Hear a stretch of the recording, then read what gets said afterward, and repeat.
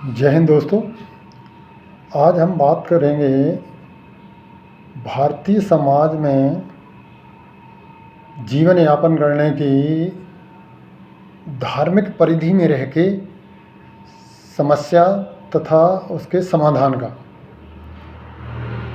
अक्सर ये देखा जाता है कि भारत में विभिन्न धर्मों के लोग एक साथ रहते हैं और ज़्यादातर मामलों में जो नीचे वाला समाज है, जो कहते हैं जीवन यापन करता है, वो कोई धार्मिक कट्टरता या धार्मिक किताब का ज्ञान नहीं रखता है।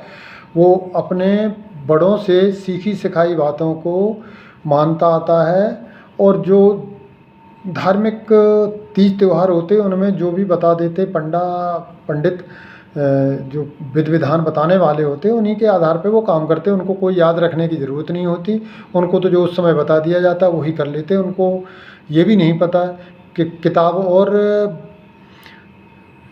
हमें लग रहा है कि ये जो हिंदू धर्म या सनातन धर्म जो भी कहिए, उनमें कोई एक किताब फैक्ट भी नहीं है। ये हमारे हिंदू धर्म की बड़ी विशेषता है कि ये बहुत फ्लेक्सिबल है, बहुत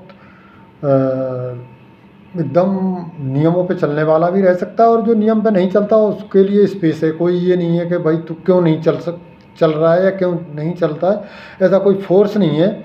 वो मंदिर में जाए तो ठीक है, ना जाए तो भी ठीक है, नहाए तो ठीक है, नहीं नहाए तो भी ठीक है, जैसा जो, लेकिन वो सामाजिक अपने गुजारा कर रहा होता है। उसको बहुत ज़्यादा रूल फॉलो करने की ज़रूरत नहीं पड़ती है और ये एक बहुत अच्छी बात है, मैं समझता हूँ। क्योंकि ऐसी कोई धार्मिक हमारे पास कोई एक किताब है भी नहीं जिसके ऊपर जिया जाए।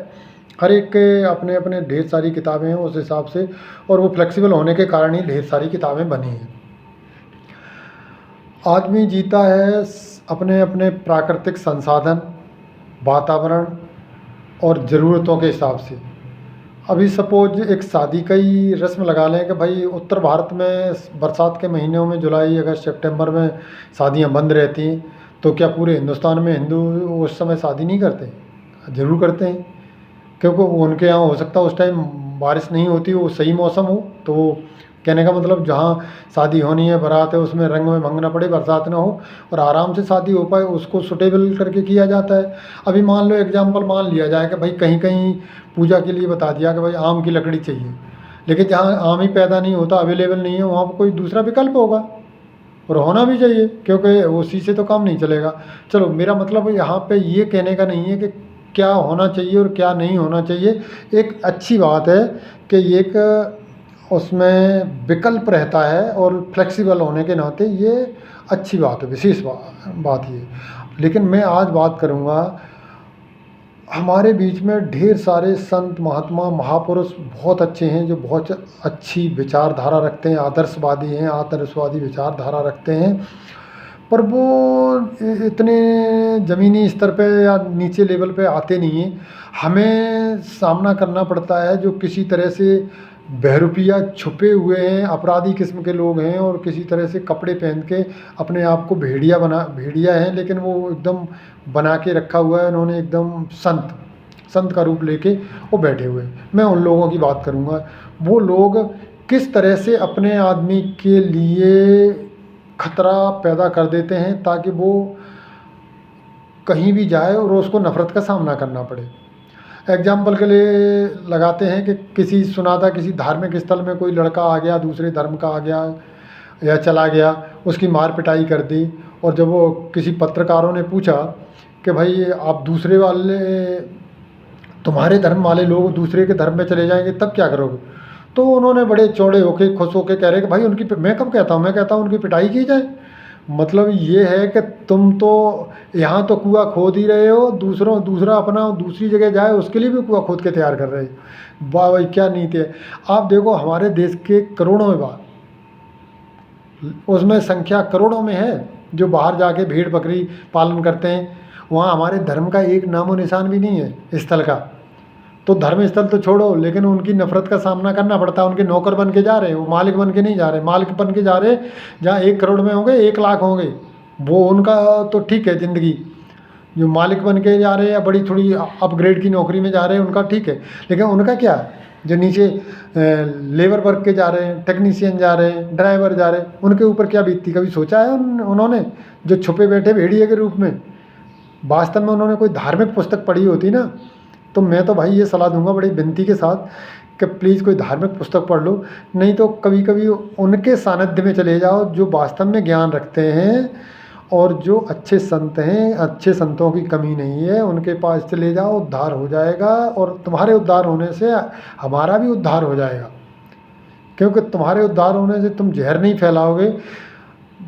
बोलने का जहर ऐसा है जो चिरस्थायी है, कभी ख़त्म नहीं होता, वो चलता ही रहता। आजकल ऐसे संसाधन हो गए, कम्युनिकेशन के साधन हो गए, वो पूरी तरह से एकदम स्प्रेड होता है, फैलता है बुरी तरह से। खास करके अच्छी बातें कम फैलती हैं और ख़राब बातें बहुत तेज़ी से फैलती हैं। हम एक कहावत क्या, मतलब हम अपने पिताजी से सुनते थे, वो कभी कभी कहते थे कि भाई अपने घर की भैंस का दूध दिल्ली बैठ के पी लो। तो हम लोग हंसते थे कि ये क्यों कहते हैं दिल्ली बैठ के, दिल्ली कैसे चला जाएगा दूध। तो वो कहते थे कि जैसा कोई अनजाना मेहमान आ गया, सपोज दिल्ली का आ गया, उसके आसपास का आ गया, आप जैसा व्यवहार उसके साथ करेंगे जब आप दिल्ली जाएंगे या उधर कहीं जाएंगे उस इलाके में, आपके साथ वैसा ही व्यवहार होगा। इसका मतलब ये हुआ कि जैसा आप करेंगे वैसे ही आप वहाँ भुगतेंगे।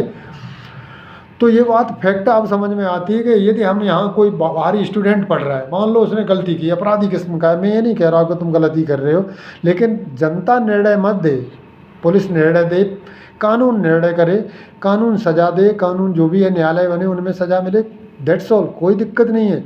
लेकिन जब तुम्हारी फ़ोटो जाती है, पब्लिक मार रही होती है उनको, तो जान लीजिए वो पर्यटक हमारे वाले वहाँ घूमने जाते हैं, उनके ऊपर क्या बीतती है। और एक चीज़ बता दें, जो पर्यटन वाला पैसा आता है वो डायरेक्ट सीधा एकदम बेनिफिट होता है देश के लिए। ये मत समझो कि ये कोई भीख मांगने आए, वो भीख आपका इनडायरेक्टली लाभ है, ठीक है, आपको दिखता नहीं है, मगर सीधा सीधा पैसा वो पर्यटन का लाभ होता है, सबसे मजबूती का लाभ होता है, जो आर्थिक लाभ देता है। तो जाना भी और आना भी दोनों ही हितकारी हैं। यदि कोई युवा बाहर नौकरी कर रहा है, वहाँ से पैसा भेज रहा है, वो सीधा सीधा बेनिफिट है तुम्हारे देश के लिए। और यदि कोई यहाँ से घूमने जाता है, वहाँ से कोई न कोई सामान लेके आता है, कुछ अच्छे रोज़गार बनाता है, कुछ एक रहने जाता है तो चार को नौकरी दिलवाता है, तो अच्छी बात है। पर भाई आप अपनी ड्यूटी तो करो। यदि आप इतने वास्तव में इतने धार्मिक हो, तुमको इतना ही अपनी चिंता है, तो ऐसी कोई व्यवस्था करिए जिसमें हमारे युवाओं को बाहर जाना ही ना पड़े और दूसरे आएँ हमारे यहाँ काम करने। वो तो तुम करते नहीं हो।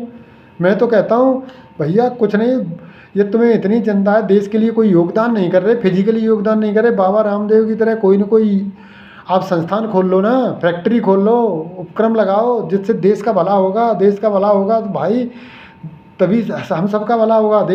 देश में क्या हम ही तो रहते हैं, देश का कोई अलग से कोई जीव थोड़े ही है, हम रहने वाले सभी जीवों के लिए है।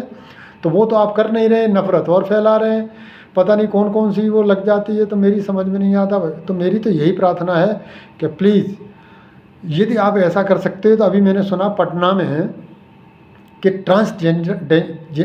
जेंडर हैं, ट्रांसजेंडरों ने एक रेस्टोरेंट खोला है जिसमें मैनेजर से लेके और वेटर कुक सब ट्रांसजेंडर।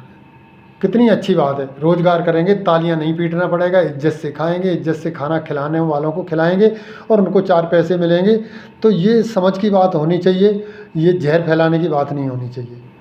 देखो भाई मन में था थोड़ा सा मेरे, तो मैंने कह दिया। यदि बात अच्छी लगे तो शेयर कर दो, लाइक कर दो, और सब्सक्राइब के लिए बहुत टाइम है, कर देना आराम से, कोई दिक्कत नहीं है। जय हिंद।